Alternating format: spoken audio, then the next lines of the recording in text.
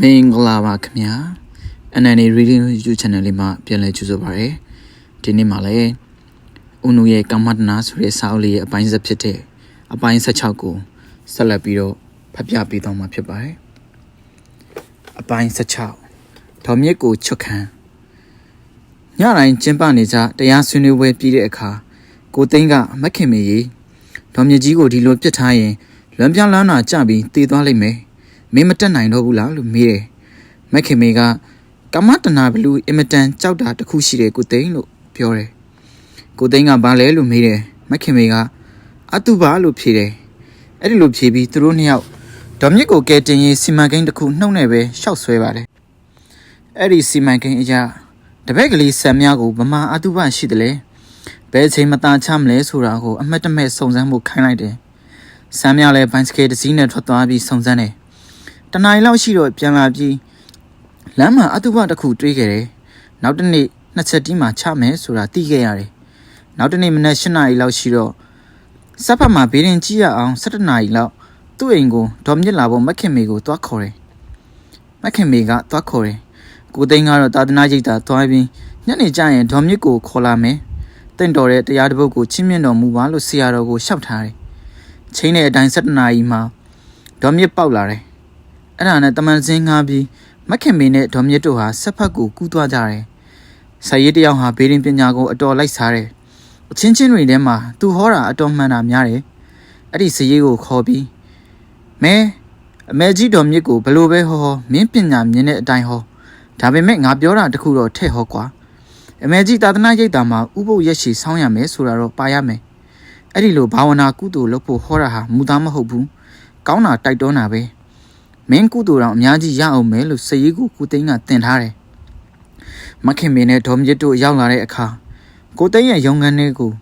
စရေးခေါ်ပြီးဘေးရင်အဟောခိုင်းတယ်5 နှစ်အတွင်းဖြစ်ခဲ့တာတွေကိုပထမဟောတယ်မှန်တာတော်တော်များတဲ့အတွက်ဒေါ်မြစ်ဟာအတော်ကလေးစိတ်ဝင်စားလာတယ်အဲ့ဒီလိုဟောပြီးတော့ဘားမောင်နဲ့လှမြိုင်အိမ်မော်ကအခုဆင်းသွားတာဒေါ်မြစ်ကုသိုလ်ကောင်းလို့ပဲတကယ်လို့သာသူတို့ဆင်းမသွားရင်ဒေါ်မြစ်အတွက်အသက်အန္တရာယ်ရှိတယ်အိမ်ကိုလည်းမီးလောင်ကင်းရှိတယ်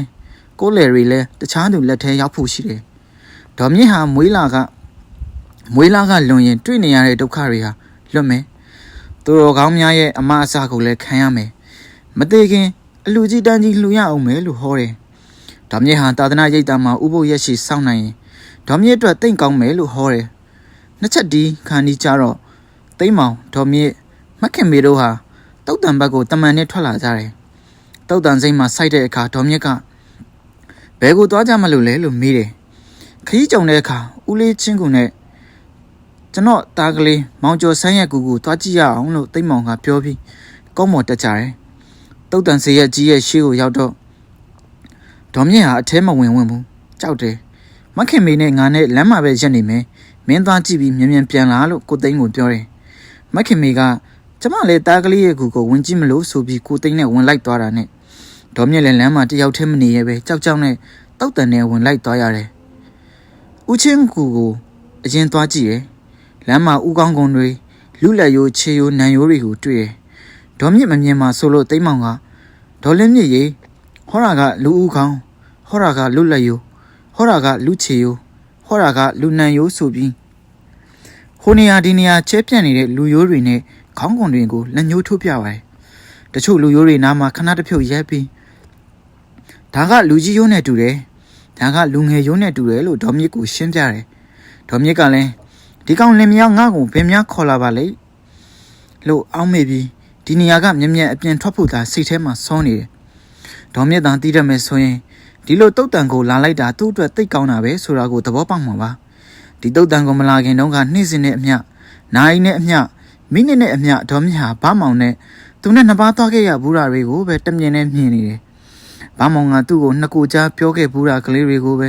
တကြားရဲကြားနေတယ်ဒါတွေကိုပြန်ပြီးမြင်ရတိုင်းပြန်ပြီးကြားရတိုင်းမှာ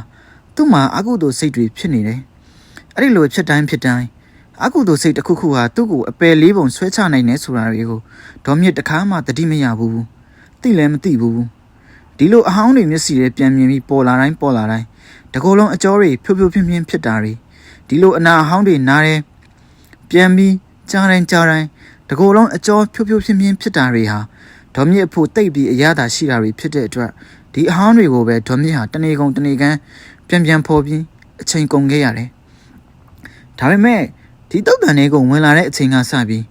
ဒီမျက်စိထဲမှာတမြင်နဲ့မြင်နေတာတွေနားထဲမှာတခြားတဲ့ကြားနေရတာတွေဟာဒေါ်မြစ်ရေခမည်းနေရစ်ပြီးတော့ကျွန်တော်တို့ပြီးတော့မယ်လို့ဆိုလိုက်တယ်လို့ပဲဒေါ်မြင့်ရဲ့မျက်စိနဲ့နားထဲကကြက်ပြောင်ငှက်ပြောက်ပျောက်ကုန်ကြတယ်။တကူလုံးအကြောတွေဖြိုးဖြိုးပြင်းပြင်းဖြစ်နေရပြီလေကြက်ပြောင်ငှက်ပြောက်ပျောက်ပြီးကြောက်စိတ်နဲ့ကြက်သီးတွေတဖြန်းဖြန်းထနေတယ်။တကူလုံးလဲကြက်တဲ့တန်စီပိုင်းနဲ့အသွင်းခံရတယ်လို့ဖြစ်ပြီးအသက်ရှူရလဲကြက်နေတယ်။လက်တွေခြေတွေလည်းမလုံနိုင်တယ်လို့ဖြစ်နေတယ်။ဘာမှအပေါ်မှာစိတ်ဖောက်ပြန်တဲ့အချိန်ကစပြီးတေးရမှာကိုအမေကြီးမိနေခဲ့တဲ့ဒေါ်မြင့်ဟာအယိုးတွေမြေပုံတွေဂူတွေမြင်ရပြီးသူလဲတေးရအောင်မှာကိုပထမဆုံးအချိန်သတိရလာတယ်။ဦးလေးချင်းကူရှေ့ကိုရောက်တဲ့အခါ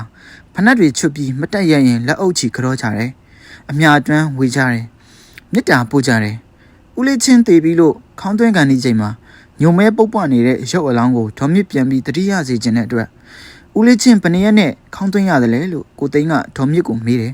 ။ဒေါ်မြင့်ကလည်းကြောက်နေတဲ့အတွက်စကားရှိရှိမပြောဘဲတေးပြီးနောက်တနေ့လို့တူတူပဲဖြေတယ်။ဘာလဲပုတ်လာလို့လားလို့ကိုသိန်းကထပ်မိတယ်။ဒေါ်မြင့်ကအင်းလို့တူတူပဲဖြေတယ်။အဲ့ဒီအခါကိုသိန်းကဒေါ်လေးမြင့်ခေါင်းသွင်းတော့ကအနားမှာရှိသေးသလားလို့ထပ်ပြီးမေးပါတယ်။ဒေါ်မြင့်ကလည်းဒီကောင်ဟာတဲရှာရှိတဲ့အကောင်ပဲလို့အောင်းမေးပြီးစိတ်တူတူနဲ့အင်းလို့တူတူပဲဖြေလိုက်တယ်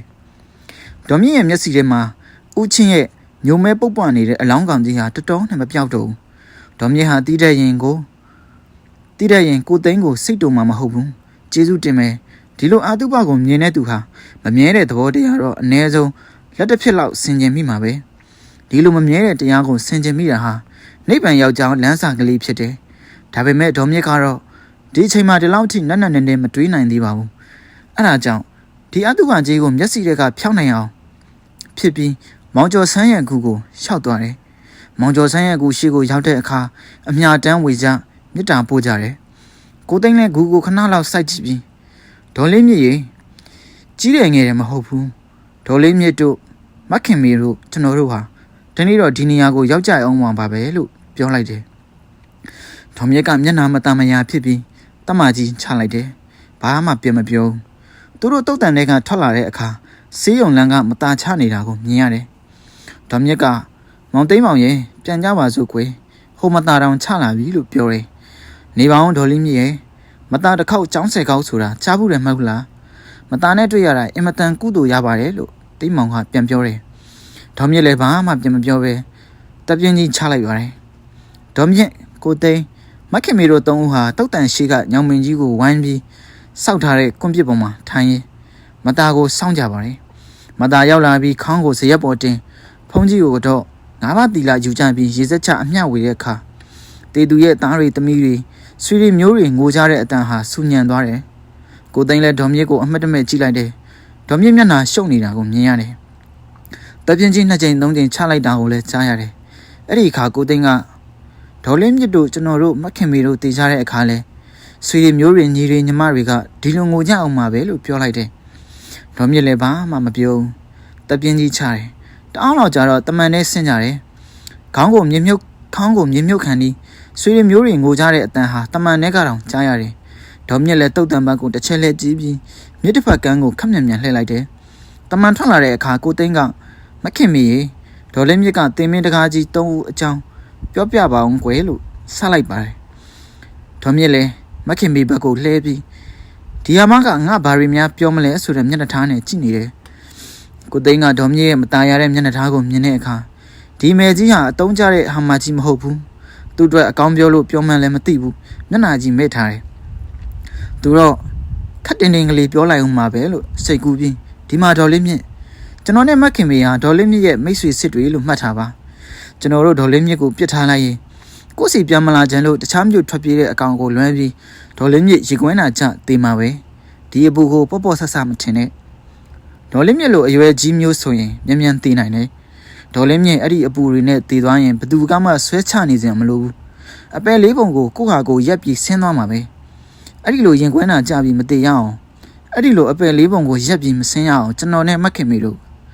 ဒေါ်လေးမြင့်ကိုကူညီနေကြတာအဲ့ဒါပဲလို့ ဒေါ်မြစ်ကိုခက်ထန်တန်ကလေးပြောပြီးမှတေမစ်တမန်ကြီးသုံးအကြောင်းပြောဖို့မခင်မေကိုထပ်ပြောတယ်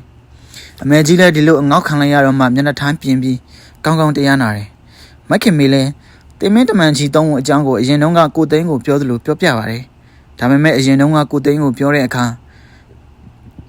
ငရဲကန်းကိုစုံစုံလင်းလင်းမပြောဘူးတရုတ်ကလားတွေဘဲကျက်ဝက်စိတ်နွားတွေကိုတတ်တာထက်ဆိုးတယ်လောက်တာပြောထားတယ်အခုဒေါ်မြစ်ကိုပြောတဲ့အခါမှာတော့ဒေဝတူတာတုတ်ထဲမှာမြတ်စွာဘုရားဟောရတော်မူတဲ့အတိုင်းငရဲကန်းကိုဆက်ဟောပါတယ်ဒေါ်လေးမြင့်ရဲ့ရမမင်းကြီးကငရဲကြားတဲ့သူတွေဒီလိုပြောပြီးတော့ဘာမှမပြောတော့ဘူးအဲ့ဒီအခါငရဲထင်းတွေကရရက်တောက်ပြီးပူနေတဲ့တန်စုတွေနဲ့လက်နှစ်ဖက်ကိုရိုက်သွင်းတယ်ခြေနှစ်ဖက်ကိုရိုက်သွင်းတယ်ရှင်အလယ်မှာရိုက်သွင်းတယ်အမေကြီးရဲ့မျက်နှာပေါ်မှာတိတ်ကြောက်နေတဲ့အတွင်ပေါ်နေတယ်အဲ့ဒီလိုတန်ဘူးဆုတွေနဲ့ရိုက်သွင်းပြီးတော့မှငရဲထင်းတွေကဓမ္မကြီးတွေနဲ့ဝိုင်းပြီးခုတ်ကြပါတယ်ဒေါ်မြင့်ပါဇက်ဟာဟင်းလို့တတိလစ်ပြီးခက်ရှိရှိကလေးညီးလိုက်တယ်ဒေါ်လင်းမြင့်ရဲ့တာမန်အားဖြင့်ဆိုရင်ဒီလောက်ဝိုင်းပြီးနှိပ်စက်တာကိုဘယ်သူခံနိုင်မလဲသိရောပေါ့ဒါပေမဲ့ငရဲကြားတဲ့သူတွေကတော့နှိပ်စက်သမားတွေကိုဆက်ပြီးခံရမယ့်အကုသိုလ်တွေပါလာတဲ့အတွက်မသိနိုင်ဘူးငရဲထင်းတွေနှိပ်စက်တာတစ်ခုပြည့်တစ်ခုဆက်ခံနေရတယ်အဲ့ဒီတော့ဒေါ်လင်းမြင့်ရဲ့ငရဲထင်းတွေကအဲ့ဒီငရဲကြားတဲ့သူတွေကိုဇောက်ထိုးမှုမျိုးဆွဲထားပြီးပက်ခုတ်တွေနဲ့ခုတ်ကြပြန်တယ်ဒေါ်မြင့်ဟာဒီနေရာမှာလဲဟင်းလို့တတိလစ်ပြီးညီးမိတယ်အဲ့ဒီလိုခုတ်ပြီးတော့မှဒီငရဲကြတဲ့သူကိုရထားမှာတက်ပြီးမီလီယံတွေတောက်ပြောင်တောက်လောင်နေတဲ့မြေပြင်ပေါ်မှာအခောက်အပြန်ဆွဲခိုင်းတယ်ဒေါ်လေးမြင့်ရဲ့အဲ့ဒီလိုမြေပြင်မှာဆွဲခိုင်းပြီးတော့မှမီးတောင်မီးရှံတွေတမြောင်နဲ့တောက်လောင်နေတဲ့မီးတောင်ကြီးကိုတက်လိုက်ဆင်းလိုက်အဆွဲခိုင်းမြန်တယ်အဲ့ဒီလိုအဆွဲခိုင်းပြီးတော့မှငရဲထင်းတွေဟာဒီငရဲသားကိုဇောက်ထိုးကန်ပြီးတန်မူရည်တွေပွက်ကြီးဆူနေတဲ့တန်အိုးကြီးတဲ့ကိုပြစ်ချပြန်တယ်ဒေါ်မြင့်ဟာအရင်လိုပဲတတိလစ်ပြီးဟင်းလို့ခက်ချစ်ချီကလေးညီးမိလိုက်တယ်ဒေါ်လေးမြင့်ရဲ့တာမန်ဆိုရင်ဒီငရဲသားဟာဒီတန်ဘူးအိုးကြီးထဲမှာအယိုးသားတောင်ရှာတွေ့မှာမဟုတ်ဘူးဒါပေမဲ့သူ့မှာတော့နှိမ့်ဆက်သမျှတွေကိုဆက်ပြီးခံရမယ့်အကုသိုလ်တွေပါလာတဲ့အတွက်မသိနိုင်ဘူးဒီတန်ဘူးအိုးထဲမှာမချီမဆန့်တွန့်လိမ့်ပြီးခံနေရတယ်အဲ့ဒီလိုခံရပြီးတော့မှငရဲဒိန်းတွေဟာသူ့ကိုဒီတန်ဘူးအိုးကြီးတွေကဆဲထုတ်ပြီးအဝိစီငရဲကိုပစ်ချလိုက်ကြတယ်လို့မခင်မေကပြောပါတယ်ဒေါ်မြင့်လည်းတပ်ပြင်းကြီးကိုချလိုက်တယ်အိမ်ပြင်ရောက်တဲ့အခါဒေါ်မြင့်ကိုသူတို့အိမ်မှာပဲညစာကျွေးပြီးသာသနာရိတ်ကောင်ကိုခေါ်သွားတယ်ဆရာတော်ကလည်းဒေါ်မြင့်အကြောင်းကိုတင်းနှင်ပြီးသားဖြစ်နေတယ်ဒါကြောင့်ဒေါ်မြင့်တို့ရောက်လာတာနဲ့တရားကောက်ဟောတယ်ဒကမကြီးကငရဲတရိษံပိတ်တာအတူတကယ်တွေဖြစ်တဲ့အခါဖြစ်လိုက်လူတွေဖြစ်တဲ့အခါဖြစ်လိုက်နတ်တွေဖြစ်တဲ့အခါဖြစ်လိုက်မြမာတွေဖြစ်တဲ့အခါဖြစ်လိုက်နဲ့30ပုံမှာဒကမကြီးဖြစ်ခဲ့ရတဲ့ဘဝပေါင်းဟာဘဝကတိဘဝအသင်္ချေမကတော့ဘူးဘဝပေါင်းလဲကဘာပေါင်းလဲကဘာကတိကဘာအသင်္ချေမကတော့ဘူးရေးတွက်လို့မရတော့ဘူးအဲ့လောင်များခဲ့လာပြီးအဲ့ဒီဖြစ်လျာဘဝတွေမှာဒကမကြီးဟာအစင်းကိုတတ်မှတ်ပြီးအဲ့ဒီအစင်းကိုတေကွဲဖြစ်ရှင်ကွဲဖြစ်ကွဲရတဲ့အခါဒကမကြီးငိုပြီးကြားခဲ့ရတဲ့မျက်ရည်တွေအတန်တွေအနံ့တွေအရသာတွေအတွေ့တွေကိုတတ်မှတ်ပြီးအဲ့ဒီအတန်တွေအနံ့တွေအရသာတွေအတွေ့တွေနဲ့တေကွဲဖြစ်ရှင်ကွဲဖြစ်ကွဲရတဲ့အခါဒကမကြီးငိုပြီးကြားခဲ့ရတဲ့မျက်ရည်တွေဟာသမုတ်တရား၄စင်းနဲ့ကရေတွေထက်များခဲ့လာပြီအဲ့ဒီတော့ဒကမကြီးကိုဖုန်ကြီးမေးစင်တယ်နောက်ထပ်မရေမတွက်နိုင်အောင်ဘဝတွေထပ်ဖြစ်ပြီးဒီလိုပဲမျက်ရည်တွေဆိုးရွှဲငိုဝဲဆင်းရတဲ့လမ်းမှာဒကမကြီးဆက်လိုက်ချင်သေးသလားလို့ဖုန်ကြီးကမေးတယ်မလိုက်ချင်ပါဘူးဖေဟာလို့ဒေါ်မြစ်ကရှောက်တယ်အဲ့ဒီလိုဆိုရင်မငိုလဲမငိုရမအိုလဲမအိုရမနာလဲမနာရမတိလဲမတိရတဲ့လမ်းကိုမလိုက်ချင်ဘူးလားလို့ဖုန်ကြီးကထပ်ပြီးမေးပါတယ်လိုက်ချင်ပါတယ်ဖေဟာလို့ဒေါ်မြစ်ကရှောက်တယ်ငိုရတဲ့လမ်းကိုအဟုတ်ပဲကြောက်ရလားလို့ဖုန်ကြီးကထပ်မေးတယ်အဟုတ်ပဲကြောက်ပါတယ်ဖေဟာလို့ဒေါ်မြစ်ကရှောက်တယ်မငိုရတဲ့လမ်းကိုအဟုတ်ပဲလိုက်ချင်သလားလို့ဆရာတော်ကထပ်ပြီးမေးပြန်တယ်အဟုတ်ပဲလိုက်ချင်ပါတယ်လို့ဒေါ်မြစ်ကရှောက်ပြန်တယ်ဖုန်ကြီးကသာဓု၃ချိန်ခေါ်ပြီးဒီလိုဆိုရင်ဒကမကြီးကိုမတင့်တယ်တဲ့တရားတာယာပွဲမရှိတဲ့တရားဆက်ဆုပ်စရာကောင်းတဲ့တရားယွန်စရာကောင်းတဲ့တရားကိုဟောရမယ်များသောအားဖြင့်လူတွေဟာလူတွေကောင်ကိုမှမတင့်တယ်ဘူးတာယာပွဲမရှိဘူးဆက်ဆုပ်စရာကောင်းတဲ့ယွန်စရာကောင်းတယ်လို့ထင်နေကြတယ်အသက်ရှင်နေတဲ့လူရှင်တွေလည်းတင့်တယ်တာတွေမဟုတ်ဘူးတာယာပွဲရှိတာတွေမဟုတ်ဘူးဆက်ဆုပ်စရာယွန်စရာကောင်းတာတွေပဲရေချိုးဖြီးလိန်ဝစ်စားပြပင်ထားလို့သာမတင့်တယ်တာတွေတာယာပွဲမဟုတ်တာတွေ ဆက်ဆုပ်စရာတွေယွန်စရာတွေဟာဖုံးအုပ်နေပြီးတင့်တယ်တယ်လို့တာယာဖွယ်ဖြစ်တယ်လို့ဆက်ဆုပ်စရာမရှိတယ်လို့ယွန်စရာမရှိတယ်လို့ဖြစ်နေတာတကယ်လို့တာမပြုတ်ပြင်းမဲ့မိမွေးတိုင်းဖာမွေးတိုင်းထားလိုက်ရင်ရှင်ဘရင်လဲအမိုက်လေသမားတရောင်းစားတွေနဲ့ဘာမှချားမှာမဟုတ်ပါဘူးဒကမကြီးတလန်လောက်ရှိတဲ့ဒကမကြီးရဲ့ကိုကာယကိုခွဲစိတ်ကြည့်မယ်ဆိုရင်နေရာပေါင်း80မှာဆက်ဆက်ထားတဲ့အယိုး300တွေ့ရမယ်တကိုယ်လုံးကိုတုပ်ဖွဲ့ချီနှောင်ထားတဲ့အကြော900တွေ့ရမယ်အသားတစ်ပေါင်း900တွေ့ရမယ်တကိုယ်လုံးကိုစိုးနေတဲ့အရေတွေနဲ့တစ်ထပ်အရေပါးနဲ့တစ်ထပ်ဖုံးလွှမ်းထားတာတွေ့ရမယ်ဖို့ပဒက်မွေတွေနေတဲ့တွင်းတွေနဲ့တူတဲ့အပေါက်ကလေးတွေအင်မတန်တင်းငယ်တဲ့အပေါက်ကလေးတွေတကူလုံးမှပြည့်နေတယ်ဒီကိုကာယဟာပိုးမျိုး80ရဲ့ခိုအောင်မိခိုရဖြစ်တယ်အနာရောဂါဆွဲကက်ရလည်းဖြစ်တယ်ဆင်းရဲဒုက္ခတွေပေါက်ပွားရာလေခင်ကြီးတစ်ဖွဲလည်းဖြစ်တယ်ပေါက်ပြဲနေတဲ့အိုင်းအနာကြီးလိုကိုးပေါက်သောအနာဝတွေကကိုမျိုးသောအပုတ်ရည်တွေအစင်မပြတ်တဖွာဖွာတတီးတီးယိုစီးပြီးနေတယ်ဒီကိုကာယရဲ့မျက်လုံးနှစ်ဖက်ကမျက်ချေးမျက်ဝတ်တစ်ဆက်ဆက်ရိုးထွက်နေတယ်နားနှစ်ဖက်ကနှစ်ဖာကြီးစေးကက်ကက်ဖြစ်ပြီးရိုးထွက်နေတယ်နှာခေါင်းနှစ်ဖက်ကထန်းသီးနှုတ်ရည်အလားချွဲကြည့်နေတဲ့နှာရည်ရိုးထွက်နေတယ်ကရင်းကမြို့ချလိုက်တဲ့အဟာရဟာတဲချေတလိပ်သွေးတွေဖြည့်ပြီးအန်ထွက်တယ်နှစ်ခုသောအောက်တော်ရာပေါက်တွေကကျင်ကြီးကျင်ငယ်တွေအစင်မပြတ်ရိုးထွက်တယ်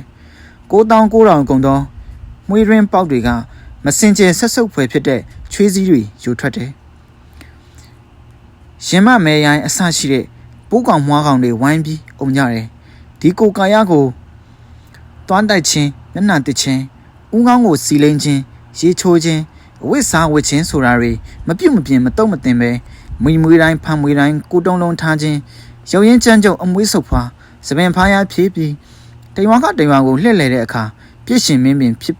ပေတဲ့ဒွန်စတာ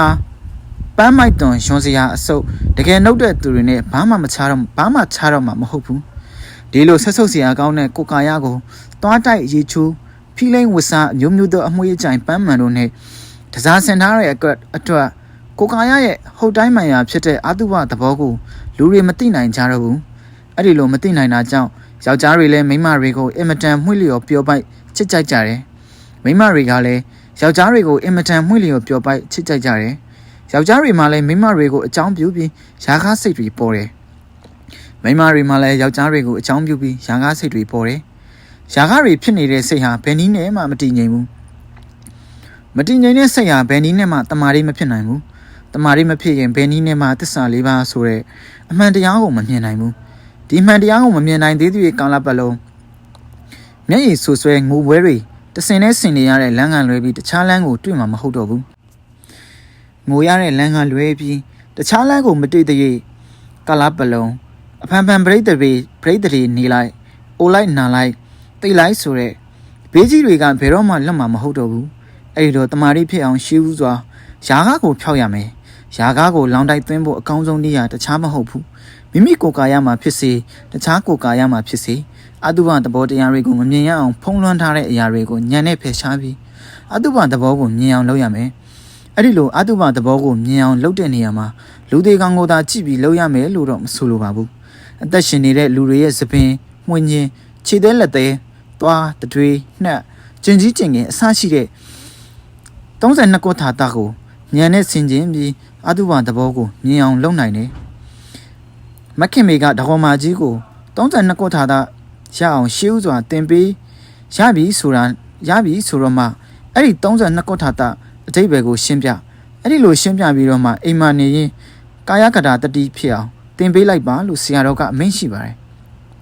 ဆရာတော်အမိန့်ရှိတဲ့အတိုင်းမခင်မင်းလဲဒေါ်မြင့်ရဲ့အိမ်တနေ့တစ်ခေါက်မှန်သွားပြီးတင်ပေးတယ်ဒီအတွင်းမှာသာသနာရိပ်သာသွားပြီးကမ္မထမ်းထိုင်ဖို့အခွင့်အတိုင်းပြောတယ်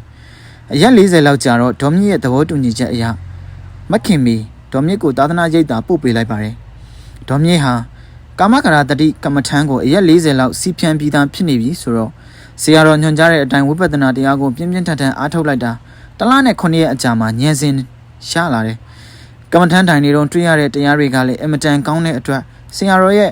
အချီးမွမ်းကိုတောင်ခံရတယ်သာသနာရိပ်သာပြန်လာပြီးနောက်တစ်ရက်မှာဒေါ်မြင့်ဟာကိုသိမ့်မခင်မေတို့အိမ်ကိုသွားတယ်ကိုသိမ့်မခင်မေတို့နဲ့တွေ့တဲ့အခါဒေါ်မြင့်က မောင်သိန်းတို့မခင်မီတို့ရေမင်းတို့ကိုအစားကစိတ်ထဲမှာပြင်းမှန်းမိတာတွေတိခတ်မှာကွယ်ငါတောင်းပန်ပါတယ်မင်းတို့လင်မယားမှငါရဲ့မိတ်ဆွေအစ်စ်တွေပါလို့မင်းတို့ဂျေဇူးကြောင့်ငါဟာအပယ်ပုံကိုမကြတော့ဘူးလူဖြစ်ရကြိုးနှက်ပြီလို့ပြောတယ်ကိုသိန်းနဲ့မခင်မီတို့ကလည်းအားကြီးဝမ်းသာကြတယ်ကိုသိန်းကဒေါ်မြင့်ကိုကြည့်ပြီးမခင်မီရေဒေါ်လေးမြင့်မျက်နှာကိုကြည့်စမ်းဝင်းနေတာပဲနော်အမတန်လဲကြည်ကြည်လင်လင်ဖြစ်နေတယ်လို့ပြောတယ်မခင်မီကကမ္မထမ်းရဲ့အချိန်ကြောင့်ဒီလိုပဲဖြစ်တတ်တယ်လို့ပြန်ပြောတယ်ဒေါ်မြင့်ဟာသာသနာရိပ်သာမှာ10ခန်းရှိတဲ့ကမ္မထမ်းကျောင်းတစ်ကျောင်းဆောက်လုပ်လှူတယ်ပြီးတော့မှကမ္မထမ်းကျောင်းရှိမှာဦးချင်းစနီးဒေါ်မြင့်ညီမဒေါ်နှစ်တို့ကောင်းမှုနိဗ္ဗာန်စုနတ်လူသားတို့ခေါ်စီတော်ဆိုတဲ့ဆိုင်းမုတ်ကိုချိတ်ထားတယ်စက်ဖက်ကစရေးလေးဘေးရင်စီယာစီကိုလည်းဟောတာတိတ်မှန်တယ်ဆိုပြီးငွေ90ပို့လိုက်ပါတော့တယ်အားလုံးပဲကျေးဇူးအများကြီးတင်ပါတယ်ခင်ဗျာနောက်ရက်ဒီမှာတော့ဒီအပိုင်းဆက်လေးရဲ့အပိုင်းလေးတွေကိုဆက်ပြီးတော့ဖတ်ပြပေးသွားမှာဖြစ်ပါတယ်နားထောင်ပေးကြတဲ့အတွက်တယောက်ချင်းစီကိုကျေးဇူးအများကြီးတင်ပါတယ်ခင်ဗျာ